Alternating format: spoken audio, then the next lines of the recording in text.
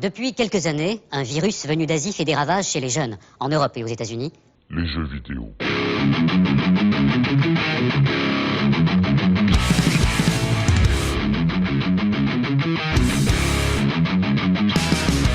Le sujet numéro 2, on en a un peu parlé la semaine dernière, parce que c'est à ce moment que ça arrivait. Pas de 3, pas de chocolat, blague de l'O0, je le précise. Il dénonce tout de suite. Voilà, donc plus de 3, et là, au-delà de dire que donc, le 3 est annulé, mais bon, ça leur a peut-être été, même sans le enfin, ça leur fait une bonne excuse. Pour beaucoup, hein, c'est ce qu'ils en disent. Mais au-delà de se dire, je pense que c'est l'exemple qu'on donne, mais c'est plus pour se dire, est-ce que le format E3, on y va, un salon de ce type. Est-ce que les salons, ça sert encore à quelque chose vraiment ou alors sous cette forme. Est-ce qu'ils ont encore un sens? Est-ce que Nintendo, avec du coup le Nintendo Direct, avait pas prédit l'avenir eux aussi pour savoir quel était le bon format à adopter pour eux, économiquement parlant, surtout parce qu'on parle de ça. Hein. Parce que tu as bien vu ce qui s'est passé aujourd'hui. Il y avait une petite conférence Nintendo sur les jeux indés. Oui. Et une conférence de PlayStation, enfin de Sony, pour annoncer, pour teaser un peu, annoncer les caractéristiques techniques de la PlayStation 5. En fait, ce qui se passe, de la PlayStation 5, ce qui se passe, c'est que ce format, non seulement ça permet de parler directement à ton public, oui. mais ce qui est le cas aussi à l'E3, puisque les conférences, elles sont streamées, diffusées, etc. Mais là, en plus, ça te permet de faire des conférences hyper précises sur des sujets précis. Les jeux indés, les caractéristiques techniques de la PS5, et puis d'en faire plusieurs, quoi. Oui, parce c'est pas un truc par an qui te coûte des millions. T'es à plusieurs moments et en fait, tu dispatches ta communication. Et tu la maîtrises. En fait, quand tu communiques, t'es pas juste après un énorme éditeur et juste avant un autre énorme éditeur, quoi, aussi. C'est ça. Mais par contre, tu perds le côté, c'est ce que les gens en pensent, en tout cas qui sont fans de ce genre d'événement, hein, c'est tu perds la magie. Mais après, est-ce que la magie commençait déjà pas à se perdre avec tous les leaks contrôlés ou pas? Parce qu'il y en a des contrôlés, il y en a des pas contrôlés, mais avec Internet qui les rend encore plus virulents, encore plus que le Corona. Est-ce que cette magie de se dire, bon bah j'attends et j'ai quelque chose j'ai vraiment une magie d'un coup avec des révélations, quoi. C'est plus tenable, en fait, je pense, le format des révélations sur révélations pendant le salon et dans les conférences. C'est quelque chose C'était ça la magie, en fait. C'était de te dire, mais ah ouais, on va tomber par terre, quoi. On va découvrir des trucs incroyables. En fait, aujourd'hui, soit tu l'organises pas, mais ça leak quand même, soit comme Ubisoft, tu organises le leak pour intéresser les gens à ce que tu vas dire. Oui. Et du coup, t'as déjà leaké la moitié, mais ils viennent quand même voir parce qu'ils sont intéressés. Ça peut pas durer 1000 ans, quoi. C'est pas possible. Mais par contre, beaucoup de gens le disent, par contre, vis-à-vis des gens qui y sont, ça reste magique quand même, les conférences. Ça ne bouge pas. Alors, c'est show. C'est là-dessus que vous pouvez peut-être participer. D'ailleurs, je te coupe 2 secondes. Vas-y, coupe-moi. Quelles sont les pistes de comment vous pouvez intervenir? Vous avez été à des salons, sans doute. Et qu'est-ce qu'on y trouve? Qu'est-ce qu'il y a dans ces salons qui est irremplaçable et qui fait qu'il faudrait les maintenir, quoi? Parce qu'on parle de l'E3, mais la Paris Games Week et autres. Est-ce que ce format de se dire on invite les gens pour des nouveautés ou autres, est-ce que pour les faire découvrir, est-ce que ça vaut encore le coup? Parce que c'est des coûts énormes. Et est-ce que finalement... je redis à chaque fois le Nintendo Direct, puisque ça fait un temps qu'ils ne font plus eux d'événements, c'est Nintendo Direct forcément à chaque fois. Et on est quand même hypé. Moi, quand il y a j'ai pas regardé le dernier, mais quand il y a un Nintendo Direct où on attend quelque chose, parce qu'en général on connaît un peu le contenu, les grandes lignes de ce qui va être annoncé, mais on est quand même à chaque seconde de la vidéo, on attend quelque chose, quoi. Donc la hype est quand même présente. Ce qui est marrant, c'est que ça reste quand même du gros bullshit, je trouve, parce que dans les Nintendo Direct, ils sont quand même capables de te montrer 10 secondes de teaser du logo d'un jeu et de plus t'en reparler dans les 2 ans qui suivent, quoi. C'est ça, c'est juste... Par exemple, Metroid, ça reste vraiment du gros bullshit. Mais le format est moins cher, beaucoup plus ciblé, beaucoup plus facile, ils peuvent le faire quand ils veulent, et ils le maîtrisent parce qu'ils sont pas après Sony et avant Xbox, voilà. Exactement. Après, j'ai plus la date précise parce que ça fait quelques temps déjà que je dis Nintendo qui était le précurseur de cette façon de faire, mais ça fait quelques temps qu'ils le font. Je sais plus en quelle année ils ont décidé de se retirer un peu de l'E3 standard. Donc, mais pour eux, il n'y a pas de problème, quoi. Les gens vont peut-être juste suivre. Je pense que ce sera pas trop un problème. Mais maintenant, en fait, tout le monde le fait, en fait. Nintendo, ils le font toujours sur le mode on vous balance des trailers. Mais il y a Xbox et PlayStation qui ont chacun leur événement. T'as le Xbox Experience, je crois, qui se balade tous les ans dans un pays différent. Oui. Et le PlayStation, je sais plus. Ils ont un truc aussi. Oui, mais ça c'est complètement généralisé. Hein. Est-ce que voilà, mais ils se déplacent quand même. Mais vraiment le côté de se dire, on fait tout dans un studio et point barre. Pour moi. Non, mais justement, eux, ils font pas un vrai salon, mais enfin si, une conférence, une vraie fête, quoi, un vrai truc spécial Xbox. Oui, dédié. Mais ça, c'était l'année. C'est ce que les gens disaient, c'est que d'avoir un E3 généralisé, c'est ça vraiment. C'est un événement qui rassemble tout le monde. C'est ce qui va entre guillemets mourir au profit de chacun fait ce qu'il veut dans son coin et gère comme il l'entend avec ses budgets. C'est ça, voilà Parce qu'on parle de vidéo Nintendo Direct, mais on n'y est pas encore que tout le monde, peut-être à cause du Corona, chacun restera chez soi à vie. Non, mais c'est-à-dire qu'il y a peut-être un intermédiaire. À part, il y a il y a Nintendo qui balance des vidéos, mais les autres, ils font leurs propres événements. Voilà. Et peut-être que ça sera ça. Peut-être qu'il y aura plusieurs événements toute l'année. Voilà, chacun, il y aura plus d'événements généralisés. Il y aura plusieurs événements où chacun, viendra parler de son produit et ne sera pas concurrencé au voisin qui lui le fera une autre date et ainsi de suite, quoi.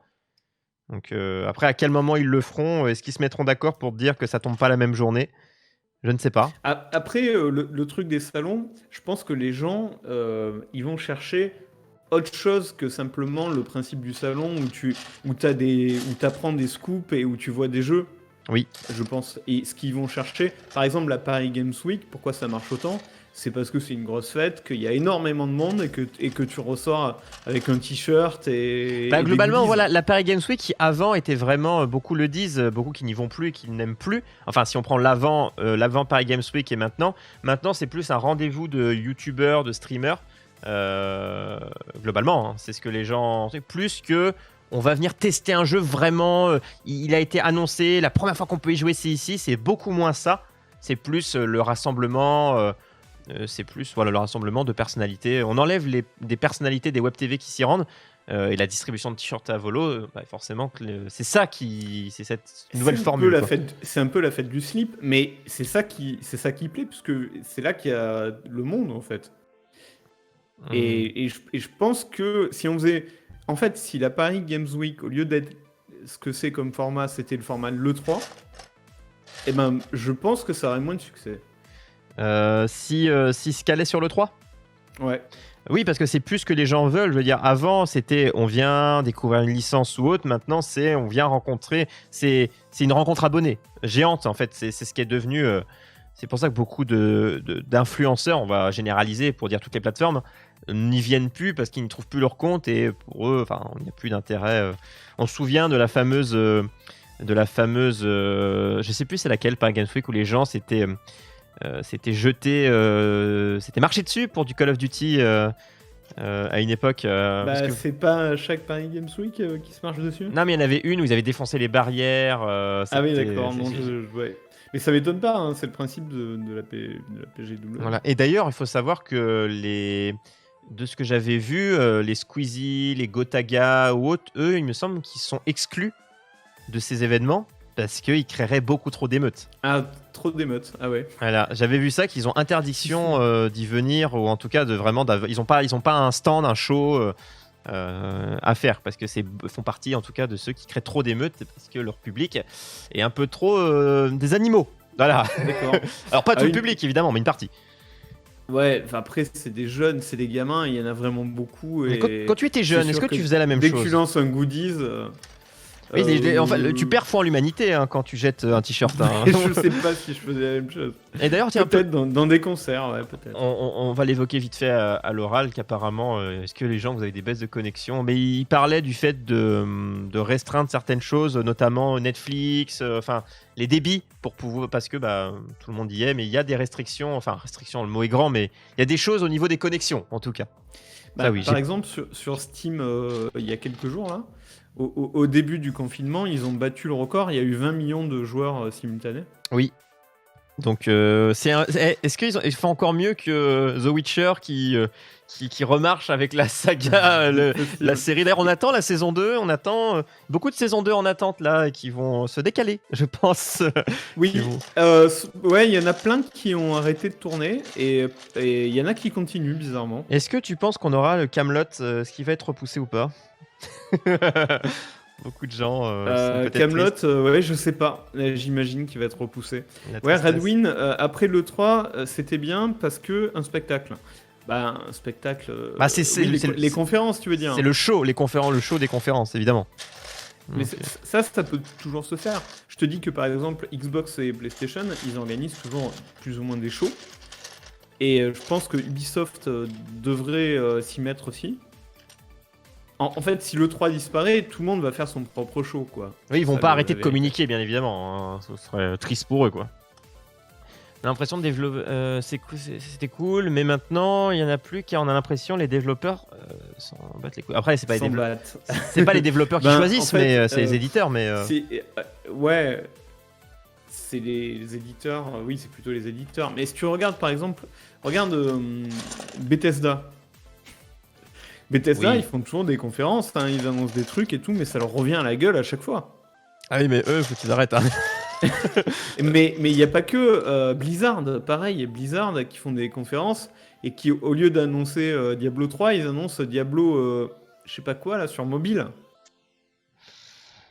C'était dangereux de faire des conférences aussi, ça te revient à la gueule. Pour certaines personnes, c'est dangereux. Et oui, tu n'auras pas ça dans une Paris Games Week. Mais ils ont bien compris que pour marcher, forcément, faut faire ce que les gens attendent. Et malheureusement, beaucoup de gens pour les salons ou autres, parce qu'avant les salons c'était le moment où on découvrait un jeu vidéo au niveau information, que maintenant il y a Twitter, quoi. Enfin... Le truc qui est incroyable, moi je trouve, c'est les salons où il y a autant de monde qu'à la PGW. Quand tu veux tester des jeux, en fait il faut faire la queue. Et tu fais 1 heure ou 1 heure et demie de queue, voire 2 heures de queue pour tester un jeu. Est-ce que tu penses que tu fais plus la queue maintenant quand tu veux aller acheter un rouleau de PQ que quand tu testais un Call of Duty? C'est à peu près. Je pense que c'est à peu près du même genre. Je pense qu'on y est presque. Faudrait essayer de calculer. Et alors que aujourd'hui, en fait, avec les bêtas et les démos, etc., évidemment que ça pourrait être directement en ligne. Pourquoi on n'aurait pas tous accès? Tu vois, pourquoi il y a besoin d'aller à un salon, faire 2 heures de queue pour aller tester un jeu, alors qu'il pourrait... Il y a d'autres formules qui consistent à, par exemple, lâcher une démo pour une durée de 4 heures. Oui. Tout le monde la teste et après, elle ne fonctionne plus. Ça se fait déjà, ça. Il y a déjà on a déjà eu des exemples. Il y en a quoi? Les éditeurs s'en battent. Et regarde Epic avec Paragon, rien à foutre, 2 ans de boulot à poubelle. Alors, 2 ans de boulot de poubelle, oui. Au final... non mais Paragon, pas eu de bol, il a pas vraiment trouvé son public, et à côté il y a Fortnite qui lui a trouvé son public. Qu'est-ce que tu veux que je te dise? D'ailleurs, Fortnite, c'est la sélection naturelle. Qui commence entre guillemets en déclin, parce que ce qui fait la force et la vie de Fortnite, c'est les influenceurs. J'utilise toujours ce mot, mais c'est une réalité. Et les influenceurs s'en détachent, parce que t'en as beaucoup, ils disent j'ai plus envie, j'y joue plus, quoi. Donc globalement, Fortnite, ce n'est pas non plus... Fortnite, il y a une nouvelle saison quand même. Oui. En gros, à chaque nouvelle saison, ça redécolle un tout petit peu. Voilà, ils y rejouent une nouvelle saison, après ils arrêtent, quoi. C'est la hype de Fortnite en mode on loue un terrain de football américain, on fait une fête. Bon, je pense qu'on n'y sera plus. Mais je pense que pour Epic, c'est pas très très grave. Non, ils ont fait leur beurre. Hein. Et ils ont un fric monumental et ils ont converti ça dans l'Epic Game Store, dans tout un modèle économique et notamment dans leur moteur. Ils ont un moteur qui est dans, je sais pas, plus de la moitié des jeux actuels. Oui. Donc Epic, là vraiment, ils sont extrêmement bien placés. Mais par contre, c'est vrai que Ils ont fait les bons moves, hein, oui, évidemment, là-dessus. quand tu regardes Valve, par exemple, avec CSGO, qui est un jeu, il y a eu plusieurs CSGO, mais en gros c'est le même jeu depuis Counter-Strike, ouais. une décade, quoi. Et ben c'est vrai que Fortnite ça aura pas duré 10 ans. Oui. Donc tu peux dire que c'est pas un succès aussi énorme. Mais c'est un petit peu, moi je trouve qu'on peut faire le même parallèle entre des films, des musiques. Genre par exemple, je prends une musique, par exemple, je crois que c'est Patrick Hernandez, je crois que c'est Patrick son prénom, Born to be Alive. Des titres comme ça où le gars fait un titre et c'est bon, il en vit jusqu'à les royalties, c'est bon, c'est fini. Ce genre de choses se valent en musique. Il y aura plus, je pense, cette fameuse le gars qui débarque, qui fait ce titre et c'est fini. Les jeux vidéo, pareil. Je trouve que chaque chose ne durera plus. Il y aura plus cette durée. On dit, on crée un mec qui débarque pour créer un truc qui va vraiment rester, à moins que il renouvelle, mais ça devient compliqué. En musique, je pense pas que tu as raison. Je pense que ça existe toujours un peu, ça. Tu sais, il y a eu Happy de Pharrell Williams. Il y a eu, avant ça, il y avait eu Daft Punk aussi. Non, mais dire que les gars, ils font juste. Parce qu'après, ils entretiennent derrière, mais je pense que si les gars en sortent une et c'est fini. De faire un one-shot, oui, c'est vrai que c'est. Un one-shot et qu'il ait fait vraiment un one-shot mondial. Ça se faisait beaucoup plus à l'époque. Il y avait beaucoup plus, ils en faisaient une ou deux, enfin, je veux dire, les succès comme ça. Il y en a moins, quoi. Il y a plus de choix. C'est plus compliqué. Et on est plus sur un mode de consommation. Regarde, ça ne marche pas, on jette, on ne répare pas. On écoute une musique ou on écoute un artiste pendant un temps. Et après, bon, bah, moi, j'ai beaucoup de choses que j'écoutais quand j'étais plus jeune, que j'écoute plus maintenant. Ce qui n'était pas forcément le cas. Des choses qu'écoutaient mes parents jeunes, ils écoutent toujours aujourd'hui. C'est même chose. Donc, il y a aussi ce côté poubelle. On se lasse plus. On se lasse beaucoup plus vite avec beaucoup plus de choix. Moi, je suis pas sûr qu'on se lasse plus. Je pense qu'il y a beaucoup plus d'offres. En fait, oui, évidemment, il y a beaucoup plus de choix, oui. Et donc, mais le truc, c'est que ce que t'imagines pas, c'est que quand Fortnite a le succès qu'il a, en fait, il bouffe le public. Il n'est pas extensible à l'infini. Donc Fortnite, avec un succès aussi énorme, il bouffe du public à tous les autres jeux. Oui. Par exemple, LoL qui avait baissé un peu, tu vois. Mais League of Legends qui tient, hein, mais oui, qui a baissé à cette période, mais qui du coup remonte, enfin voilà, assez montées, ces descentes. Mais et donc des phénomènes comme Fortnite, il ne peut pas y en avoir tous les 2 jours parce que de toute façon, ils se boufferaient les uns les autres en fait. Hein. Mais ils sont dépendants maintenant complètement, ce qui n'était pas le cas à l'époque parce que ce métier n'existait pas. Du coup, des youtubeurs, des streamers qui eux, bah, un streamer joue beaucoup à un jeu, bah voilà, ce jeu va fonctionner. Et s'il n'y joue pas, bah, ce jeu arrête de fonctionner. Hein. C'est résumé, ouais, mais c'est un peu ça. Il y a Yati qui donne le contre-exemple qui est la nostalgie. Parce que, y compris toi qui aimes bien les Zelda, et puis Yati dit moi j'aime bien écouter ce que j'écoutais quand j'étais plus jeune. C'est vrai, hein, c'est tout à fait vrai, mais c'est plus de la nostalgie que vraiment. C'est pas un phénomène de masse, quoi, on va dire. Ouais. Mais ça aussi, hein, est-ce que c'est de la ça aussi, mais je pense, voilà, faut noter. N'hésitez pas si vous avez des idées de sujets de débat que vous voulez qu'on réagisse. La nostalgie, on vous fera un sujet dessus. Mais d'ailleurs, on a vachement dévié là. Hein. Oui, bah, est-ce qu'il y a. Ils ont préféré. Avec du boulot, Paragon pouvait bouffer LoL et Fortnite, ils ont préféré. Bon, après, c'est pas le même type de jeu, ils pouvaient. Enfin, c'était. Paragon, et on peut quand même dire qu'ils ont bien essayé. Hein. Bah, ils ont essayé de faire des choses. Ah oui, non, mais ça, oui, je ils ont essayé même ça, de retravailler tout l'équilibrage du jeu, de refaire une map complètement. Non, ils ont vraiment bien essayé. Après, ça s'est pas très bien passé. Qu'est-ce que tu veux que je te dise? Tiens, Grégouni, le fan ultime. Comment tu vas, Greg? De Paragon qui débarque. C'est ça. Bon, en tout cas, pour recentrer, on était sur du coup pour le 3 et autres, ce type d'événement qui va s'arrêter au profit de soit d'événements vidéo type Nintendo Direct, ou alors chacun fait son propre E3, on va dire. Chacun fait son événement à lui. Ça me paraît possible. Hein. Le jour où le 3 s'arrête, je pense que tous ils auront leur propre événement. Après, peut-être ça sera une suite de trailers comme le Nintendo Direct pour tout le monde, mais j'y crois pas. Non, je pense que certains vont le faire, ou certains vont alterner entre les deux, vont faire quelques petites vidéos de ce type avec un événement, mais ça coûtera quand même des sous d'organiser même leur propre événement, qui coûtera moins cher parce qu'ils géreront complètement les coûts, mais il sera quand même coûteux. Voilà, faudra bien mesurer ça parce que est-ce qu'ils y sont vraiment gagnants vu le prix J'ai pas les chiffres, à savoir combien coûte un constructeur ou autre de venir à l'E3, que ce soit payer les salariés, payer sa place, tout ça, c'est forcément un coût assez conséquent. Il y a un autre salon qui s'est bien écroulé, dont on parle pas trop en Occident, mais c'est le Tokyo Game Show. Hein. Oui, Le TGS. Tokyo Game Show, c'est plus du tout ce que c'était. Hein. Qui a été, les gens en général, tu dis, tu vas au Japon, tu vois, c'est exceptionnel. C'est exceptionnel d'aller au Japon, mais peut-être un peu moins en ce moment, mais quoique. Mais sa noblesse, ses lettres de noblesse, ils les ont perdues au fil du temps, oui. Exactement. Le jeu japonais, c'est plus ce que c'était aussi, avec Konami et Capcom qui font plus que du pachinko. Là-dessus, ils ont... Et du mobile. Mais mobile qui est très développé au Japon, hein. Eux, ils passent leur temps dessus, quoi. Parce que le développement des jeux mobiles, nous, on a l'impression qu'on est submergé, mais eux, c'est autre chose. Hein. C'est un autre monde. Du coup, pour le jeu mobile, le fait d'avoir un salon aussi qualitatif et avec autant d'investissement, c'est peut-être pas très malin, quoi. En tout cas, RIP, je vois dans le chat, RIP Paragon. Peut-être que quelqu'un tentera un jour de... Oui, Paragon, on était sur Cooldown TV, je pense qu'on était vraiment tous très engagés sur ce jeu, on l'aimait beaucoup. Et le jour où il revient, je pense que vous en verrez à nouveau sur Cooldown TV. Et je crois qu'il y a des gens, Grégouni pourra nous en dire 2 mots, mais il me semble qu'il y a des gens qui sont sur un... Oui, c'est ça, il y a un remake qui est en train de... Je sais pas qui est l'équipe exactement qui fait ça, mais ils sont en train d'essayer de le refaire, quoi, de le ressusciter. Ah bon? Ils ressuscitent Paragon, il y a de la nécromancie jeu vidéo. Donc, bon... On verra. De toute façon, ce sera l'occasion d'en refaire. On parlera, parce que là, du coup, on dévie un peu. On fera des sujets sur ce genre de choses. Attends, et peut-être sur Paragon, hein, parce que AMNex nous dit on y joue depuis 4 jours avec les top FR. Apparemment, ça leak le remake de Paragon. La semaine prochaine, est-ce que vous voulez qu'on en dédie un sujet?